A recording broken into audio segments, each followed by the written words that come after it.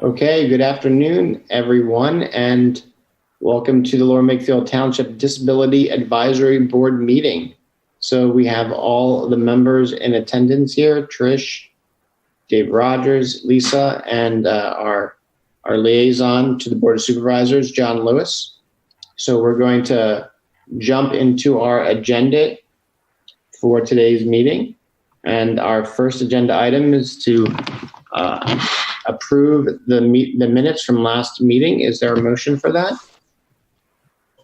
So moved. I make a motion to approve the September 17, 2020 meeting minutes. Is there a second for that?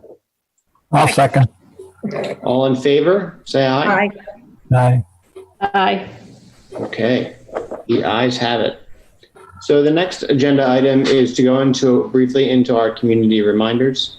The main thing that we want to remind people of is Smart 911, which is it's an application. You can enroll online on your computer. You can also download an app to your phone and fill it out. It provides you can provide detailed information so that first responders know your medical conditions. In fact, the app can also even track you in real time, so it would let them know where you are. So that's optional. You can turn that off if you don't want it. But the bottom line is that if you want to have provide first responders with more information about your conditions so that they can respond appropriately when you need emergency assistance, you should consider Smart 911. I believe that's at the county level that is operated at.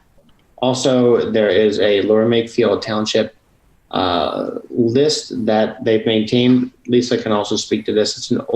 It's older now, right, at this point, but it's the bottom line is that the township police also would like to know if people need special assistance, and so that they can factor that in to their planning, their emergency preparedness planning.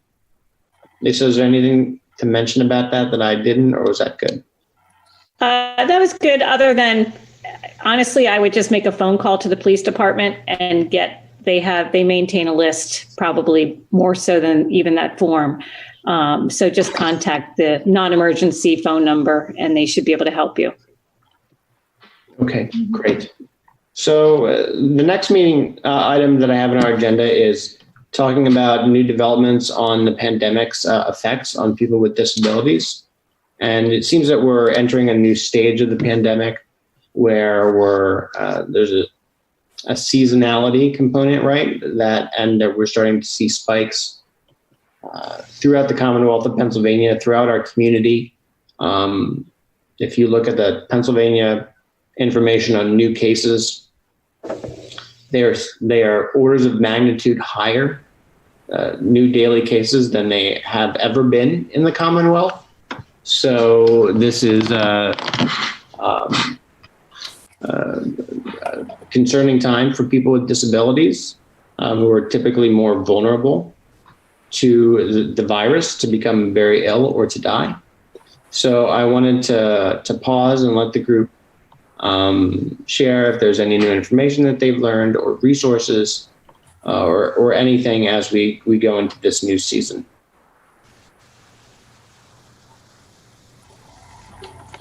Go ahead, John. Yeah, I was going to say the county has an up-to-date website that has COVID statistics by municipality.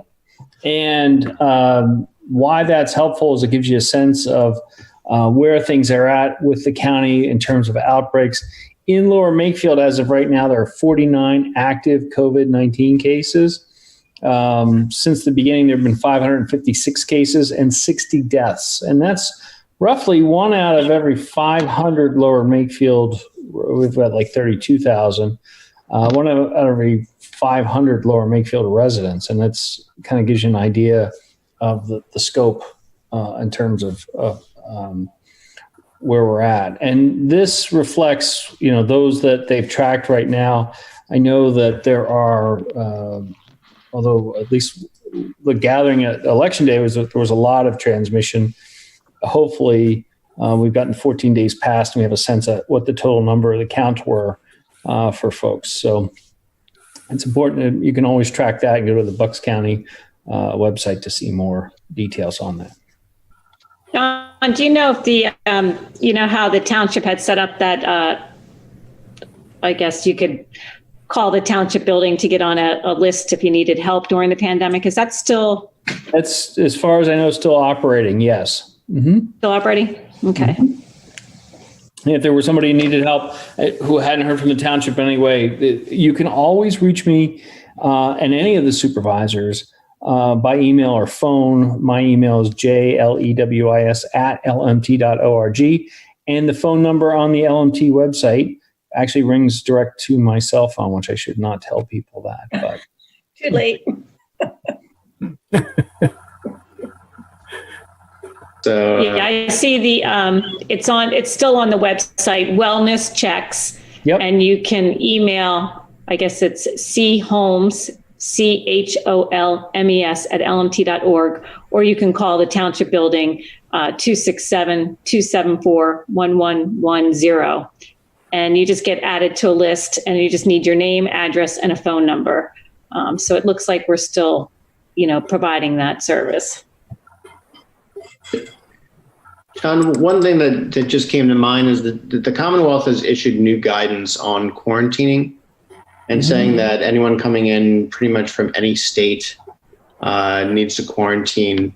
I was wondering if they had provided any additional guidance for a township like ours, which borders another state, and there's a lot of movement in and out of, or a lot of interstate movement. I know that the guidance said if you're working in another state, that you're exempt, but I'm thinking of individuals who may have family just right across the river in Ewing Township, or go to church across the river. You don't want to, you probably shouldn't be visiting a relative. But my point is that any time, even from things like that, are people being advised to quarantine, or since we're so close, are we kind of? My sense is that the state was kind of unclear about folks like us who pop over the bridge to go get something and come back. I don't know that they would anticipate, and I don't want to countermand anything that Dr. Levine would say, but I don't think they would anticipate that would be necessarily a problem, that one would have to self-quarantine pre or post that kind of trip, because we're all in the same relative area in general. But it is something to think about. The problem is that it's the second order. You don't realize who you see anytime you're in a group, unfortunately, right now. And I mentioned election day. I know somebody who worked inside the polls who was positive. And then you start to think, well, how many people were at that polling place, right, during the day, and how many, became positive from it. So that's the kind of anywhere groups gather. It's got to be avoided for a while, unfortunately. Yeah, I think it's still okay for appointments. Like I have doctors over in Jersey, and they're still okay with people, going for, cross state for that kind of thing, And things. medical treatment was one of the reasons defined. Yeah. Right. I suppose with the changes in laws in New Jersey, buying legal weed would not be an exception. Unless you claim it's medical. That you can medical. find in Bristol, Pennsylvania, should you? The good news is apparently Jersey's going to take a couple of months before they can even begin to do anything with it. No. I don't think there's anything else. I know as far as new developments related to people with disabilities, specifically for the pandemic, I think that a lot of restrictions are tightening, guidance. Commonwealth is reminding us of the guidance.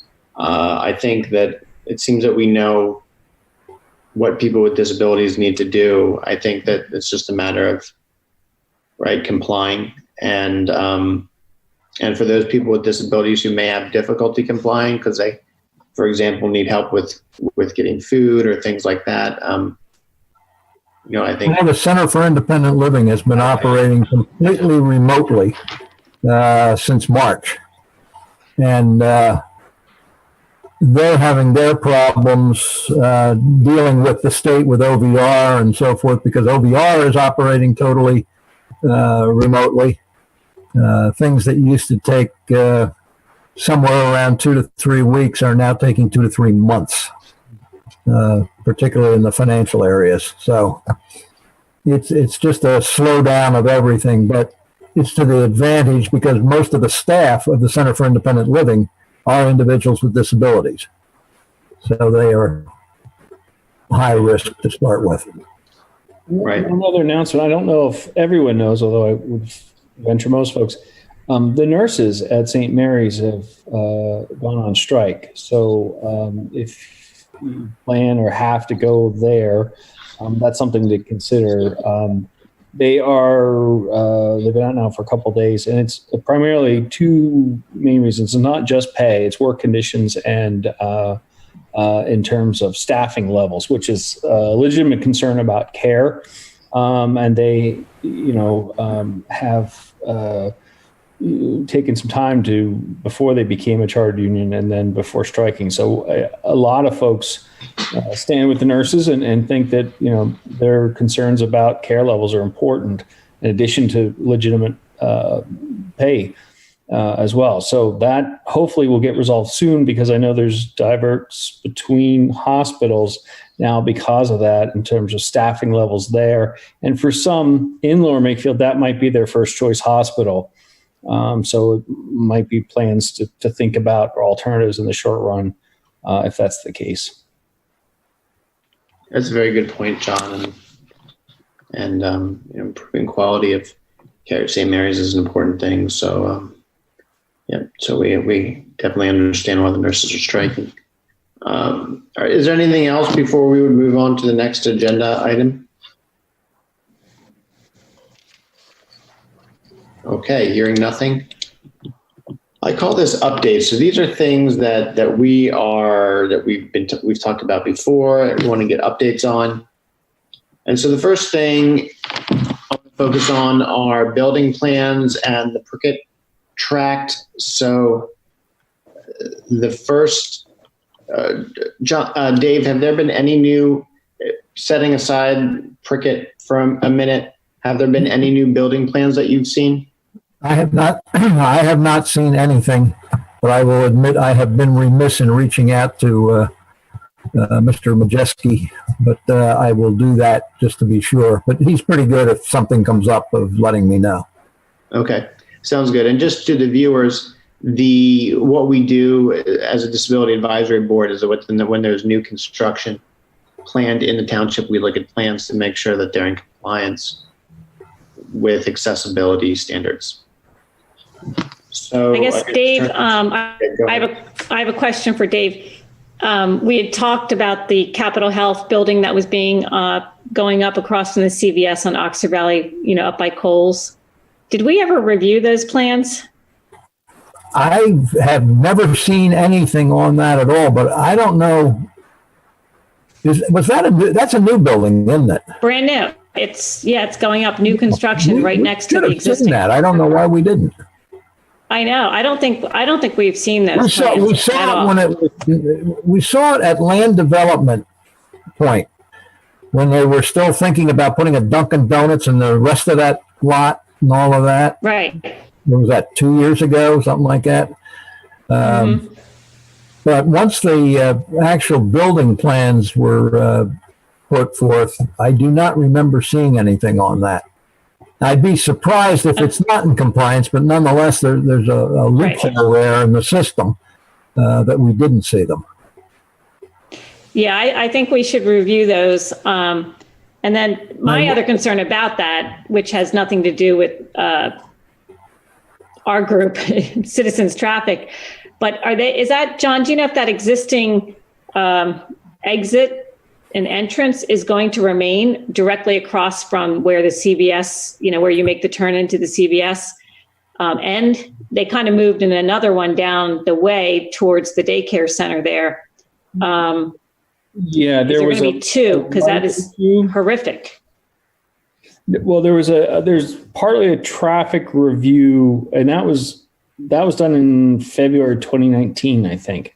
the approval. So I think they moved the entrance and exit closer to, and I'd have to go back to the plans, closer to the daycare, Right. because they wanted more space between the actual intersection for the lights. So, I think there may be a timing issue. And again, this is Yeah. my just- mental self space of remembering some of the details here isn't there. But I recall that there was a discussion about how they would do whether there was lights and how they would be structured.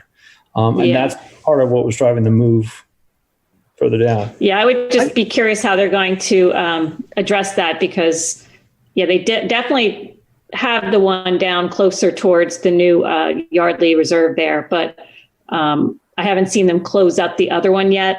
Not that it's not being used because there's construction, but are they going to close that off was my question, because that is a nightmare making a turn out of coming from CVS. They may make one an entrance and one an exit too.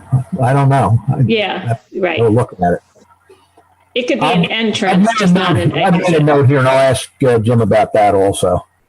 Okay, I'll be able to yeah. get the plans for that one, the latest version. So let me see what I can get up. Yeah, is that up on the website? That one, I mean, that's a while ago. So I'm going back to Okay. last year.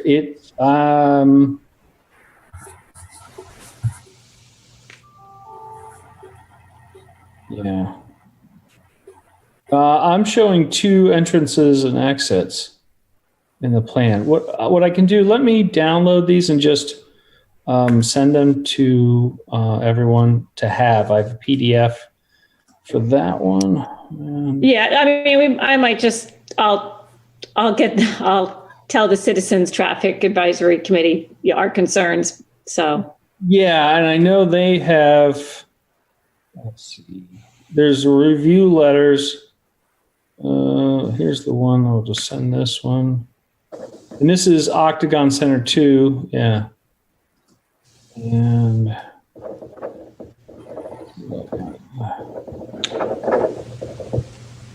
and then Dave, just while John is looking for that, I know last meeting you were not here, and we did touch on the 2 new outdoor areas on Township Line Road at the corporate complexes. Right. I was just curious if Jim Izjuski had received any plans, and maybe again, if you did not receive, maybe touch base with him on if there's any new procedure for getting those plans out to the board. Yeah, I will do that. Okay. I've already made a note. Okay. One of the disadvantages of this whole pandemic, because a lot of stuff you just drop in and you have the conversation and these things pop up. That's not happening the way it used to. So we have to make sure we have the right tools in place. Mm-hmm. Dave, you got all the stuff previously that I sent over. Yes, yes.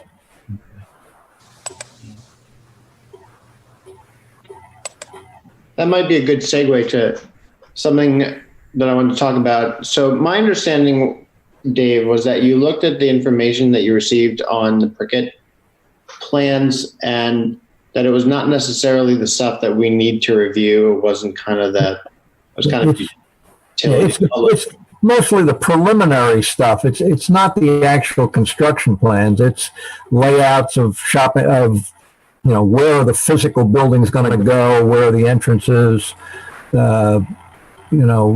things that deal with, how many trees are we going to plant, what's the stormwater management portion of it, and so forth. The actual building plans are not, I guess, not even presented at this point because it's early in the process. We know what the footprint might look like, but not what the physical building will look like, if you will. That's something to continue to look out for, I guess, in the months ahead. Oh yeah, absolutely. Okay, great. I think that actually covers everything on as far as building plans. Is there anything that I'm missing, or should we move to the site reviews? I think you have everything too. I mean, we haven't seen anything new lately. And if you watched last night's meeting, there's a large discussion about the Caddis facility that is it's a memory assisted care center that's nearing final development. We did look over those plans a while ago. Okay. Great. So let's move on to the next item, which is our, we've been out and about in the township, social distancing, and we've been doing our rec site reviews. And so I wanted to spend a few minutes with, maybe everyone can give an overview or a couple highlights of the sites that they reviewed in the past couple months. Doesn't need to be everything, just a few things that stood out to you.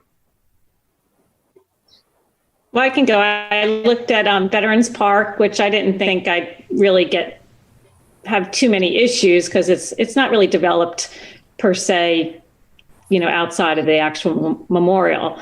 But, they did just hold the veterans ceremony there. So it is used. And so I went out there and, I just feel like we should make some enhancements to that park. It is used by the public. We make enhancements to dog parks and other things, Memorial Park. I feel like this is a park that deserves a little more attention. And so when I reviewed it, they create parking spots just by putting white lines on, the dirt. And that's fine. But I know, I'm not sure for the veterans ceremony if they brought the handicap signs, because it's like temporary signs. So they kind of bring them when there's an event there, I guess.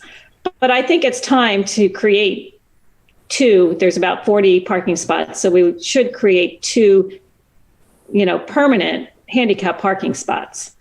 And when you're doing that, even though you don't have to pave the entire parking lot, but you definitely want to take a look at where you're putting those handicap parking spots and make sure there is a safe, accessible way to the path, going to the memorial. So that, I think that should be done sooner than later, I feel. So we need the handicap accessible parking. And when I did take a look at the, just leading from the parking lot, there's a brick pathway going up to the memorial, which is more of a bluestone type of material. The brick pathway is already starting to separate from where it enters onto the memorial. And, it's about a half an inch right now. So that's going to continue to, I feel, sink. And so when you have someone, whether it's a wheelchair or, walking with a cane or something, that is going to be potentially a trip hazard in the near future. So we just have to make sure the transitions from when, the brick pathways leading to the memorial. You can also see if people are coming from the bike path, because there's definitely going to be an overload of parking spots depending upon what event you're holding. So maybe they have to park across the street at Woodside Church, or maybe they have to park at Masonic Temple. And we already know that there's not a curb cut at the intersection right on the bike path side of it. So we're still working on trying to get a curb cut to allow for accessibility. And then once you do come that way, we had a brick pathway put in by a scout, I believe, and there is a step. Okay, so they didn't make it accessible. So I'm suggesting if they don't want to correct that, then you need to make another, maybe up towards the parking lot, create a walkway from the bike path all along maybe the edge of the parking lot. And then that would, when you put the handicap parking spots, allow someone to get out of their car and maybe traverse on that newly installed kind of sidewalk area leading to the other brick pathway that doesn't have a step. So that would be a recommendation. So there's no good way to get from any other parking area, over to the Veterans Memorial. I did notice that they had a portable potty restroom, and it was placed over on the side, by the parking lot, but they have a parking spot right in front of it. So literally somebody could park there right in front of the portable restroom, which is handicap accessible, but there'd be no way for someone to get, it was only like a foot away from the parking lot. So nobody would be able to get into that restroom if there was a car parked there. So it literally was just kind of plunked right in a parking spot, near a parking spot. And again, it's not really accessible for someone to enter that. They also had a water fountain near the playground area, and it's just stuck in the middle of the grass. So again, it's not something that's accessible to the playground or the memorial or the parking lot with any accessible path. And even with the playground, there's no pathway to it. Even if it's just gravel, it's just, again, stuck in the middle of the grassy area. So it's just really important. The surface textures are just important to keep, free of vegetation or debris and any tripping hazards. That's really, it just needs a little cleanup. And if anybody's been there, there's a big concrete slab that's kind of just, I don't even know what it was for, but it's a big concrete slab that's kind of in between the parking lot. Maybe you could make that into the handicap parking spots, but it's deteriorating. It's got cracks, it's got gravel, it just needs to be torn up and kind of replaced. So it really needs to be looked at. And that's something, again, we can put into the Parks and Rec plan that we're doing now. But because we use that so often, I really would recommend doing something, making that a higher priority than maybe some of the other things that we're looking at. Yep.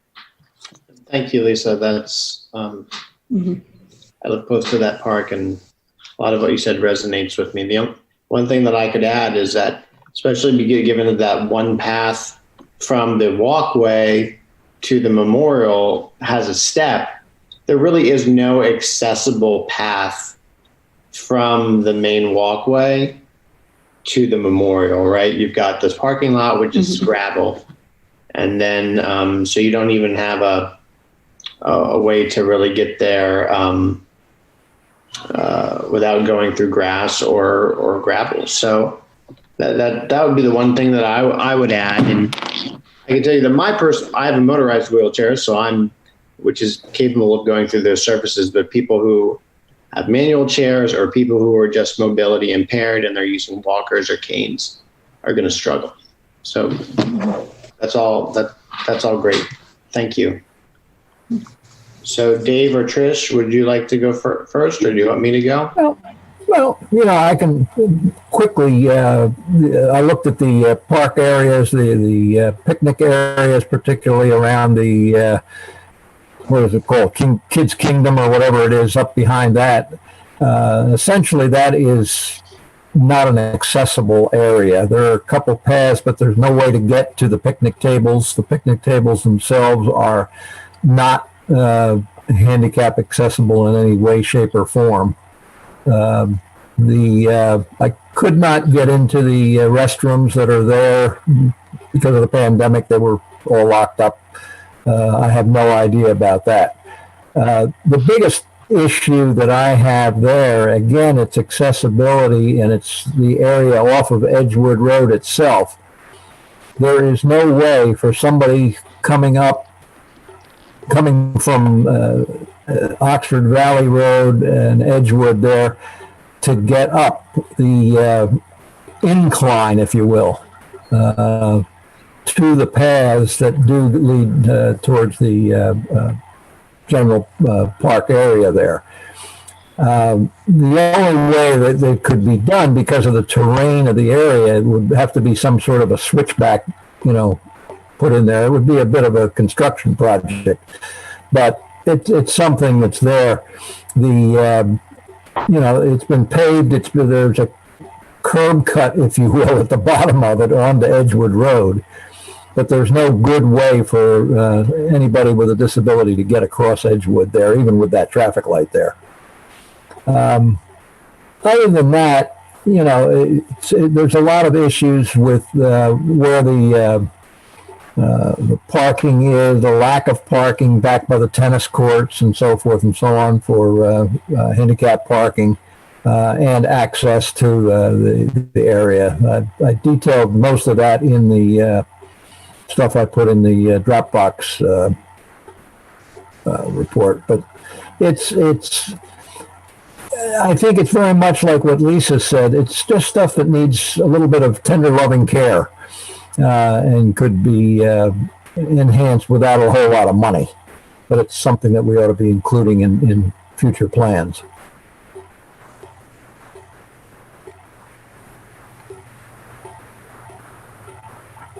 You're muted, Dave. There we go. Thank you.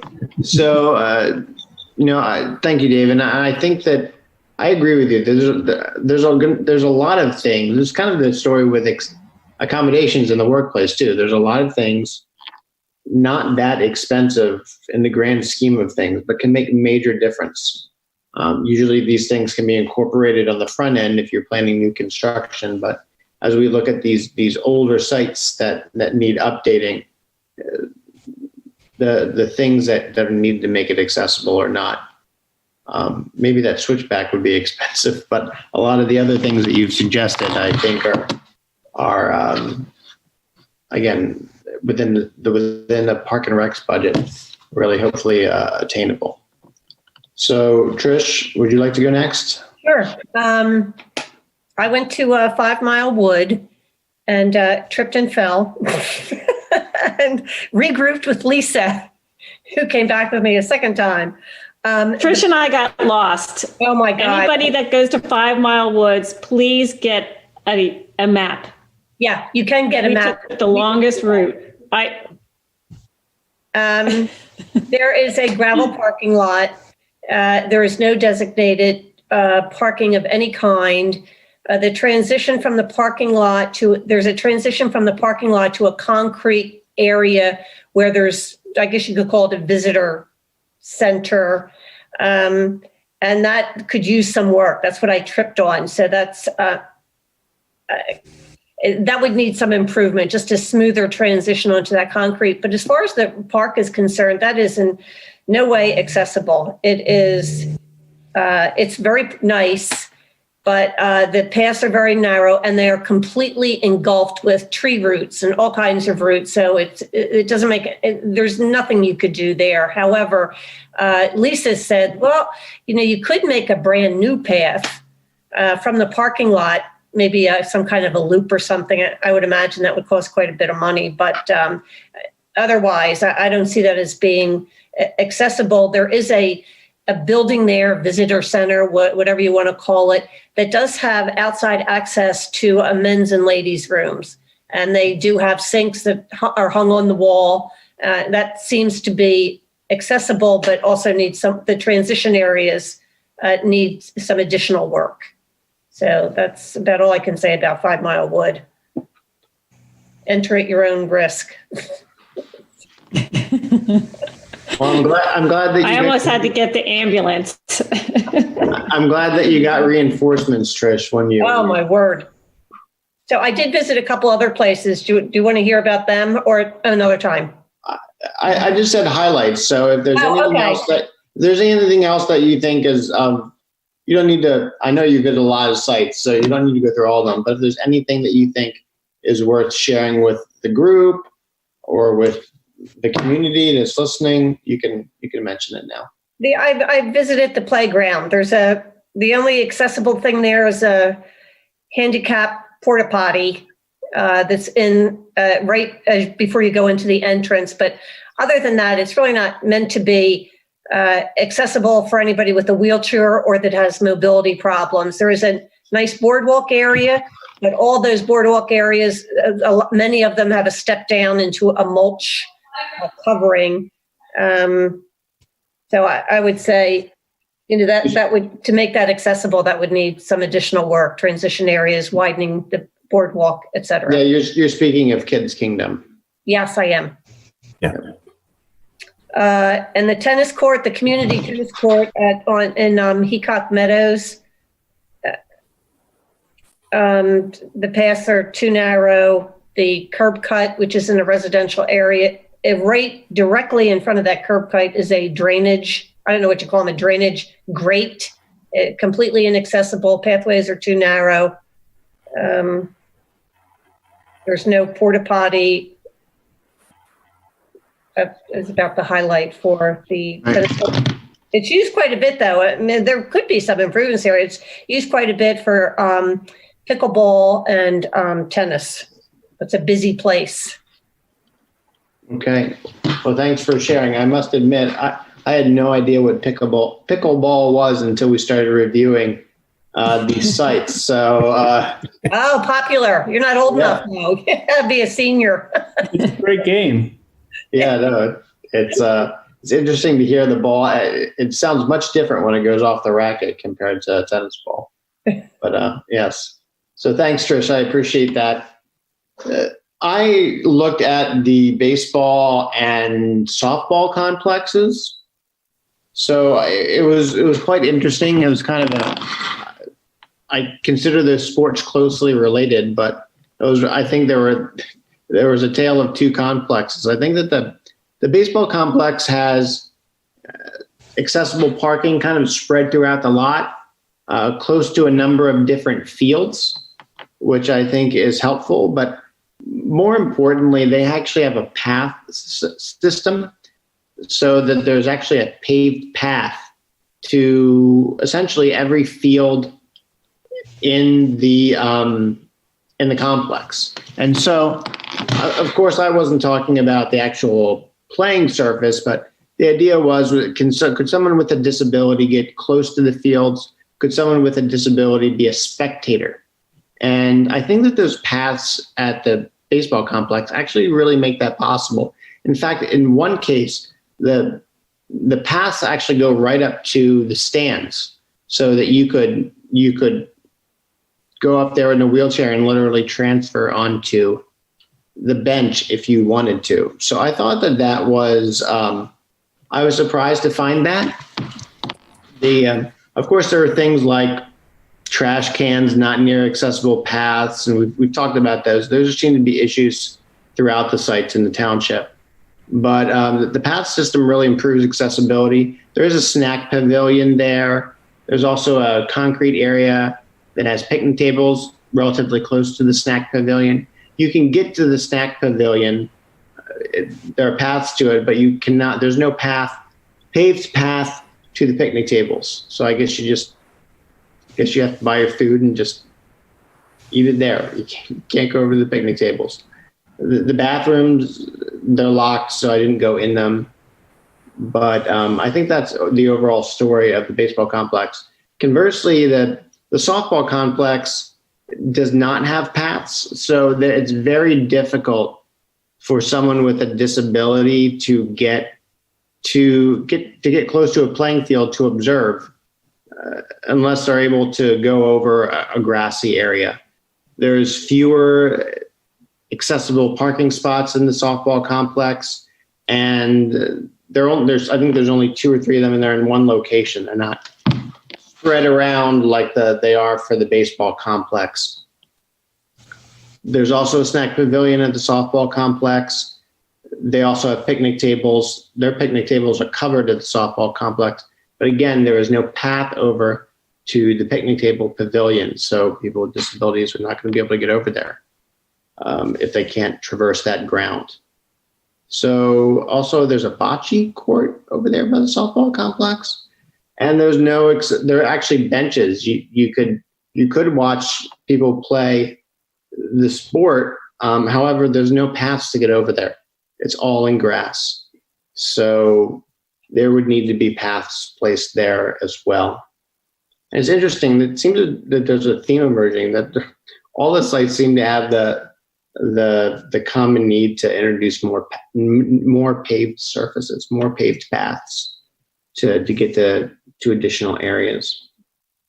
So those are the highlights from my report. Thanks, Dave. So let's see, things left, kind of other business. We need to do new rec site assignments. I don't know if there are a lot of rec sites left.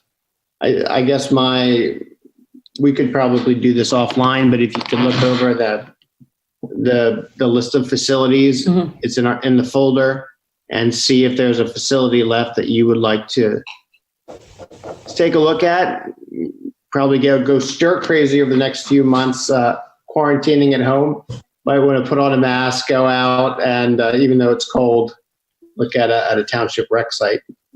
And then the final thing that we wanted to talk about was that we are going to be having I don't know if the word joint meeting is correct, but we're going to be attending the Park and Recreation meeting tonight at their invitation. They'll be talking about the upgrades that they're planning for the Lower Makefield Township pool complex, and they've asked us to be a part of that process, providing input. So that meeting is at 7:30, and I think that most, if not all of you, are planning to attend. So I'm looking forward to that. They sent us draft plans in advance. It's really interesting, some of the things that they're planning. I think there are going to be some really great opportunities to improve the accessibility of that facility, which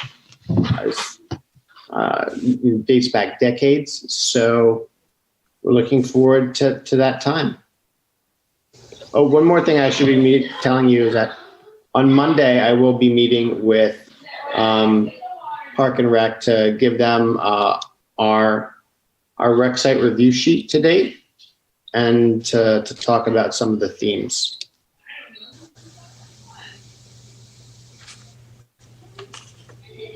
So that's David, can you send us that link for that meeting? I don't think I have that. for the 7:30 tonight meeting. Yes.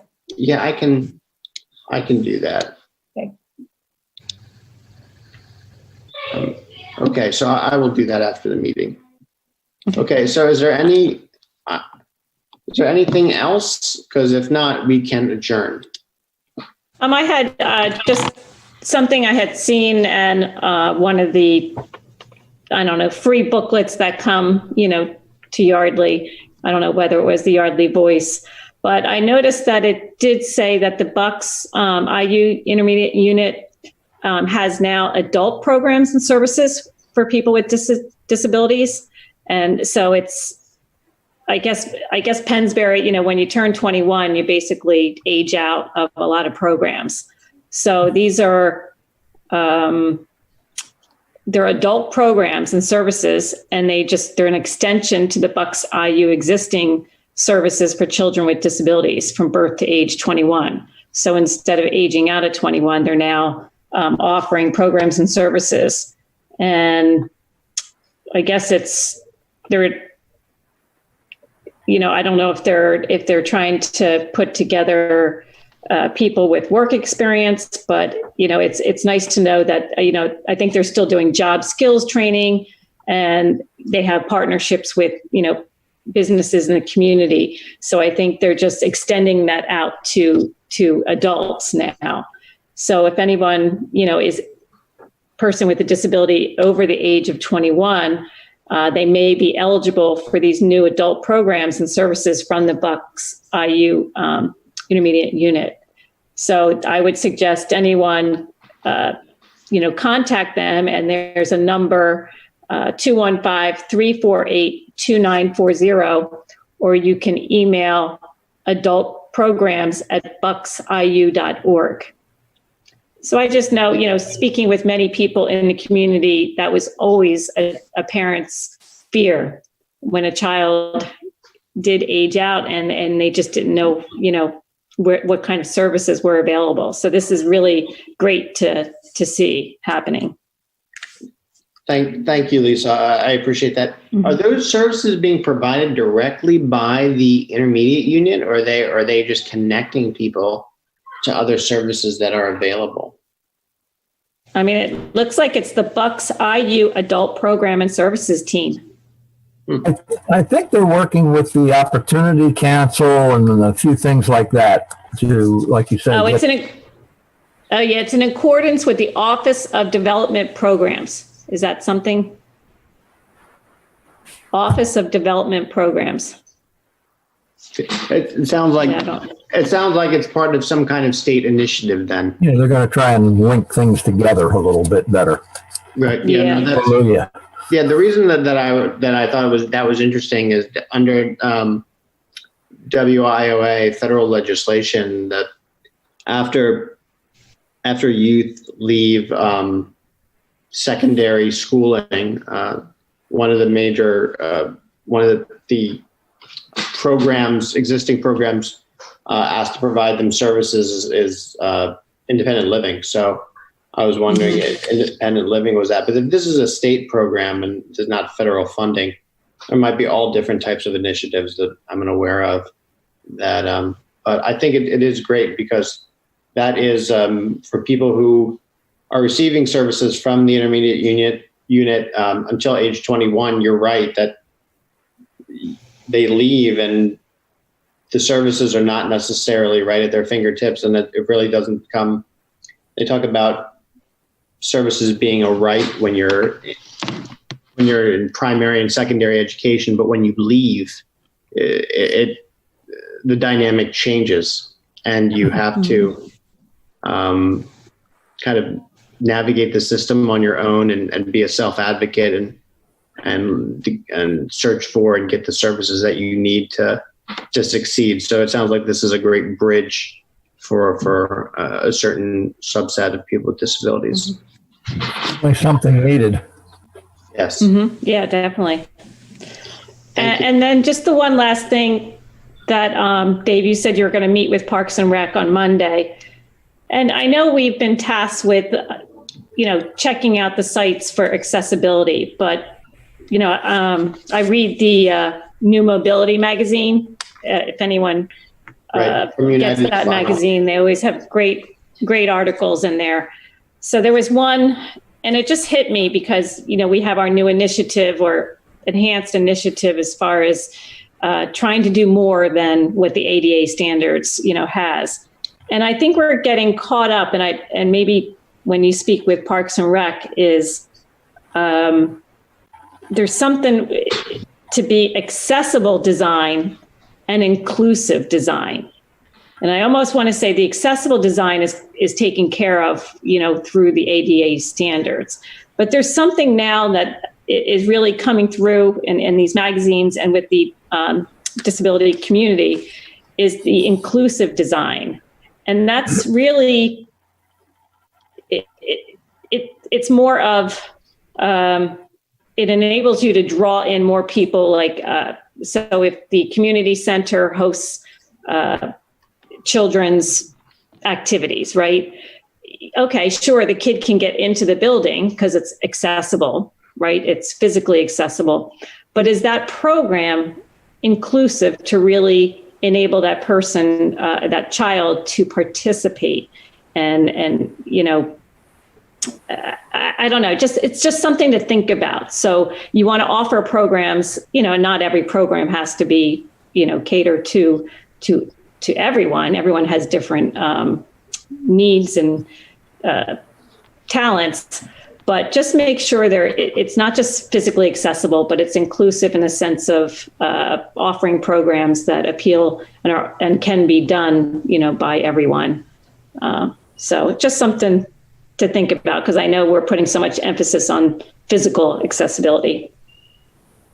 That's a good point, Lisa, that ultimately what we want to be is inclusive, right?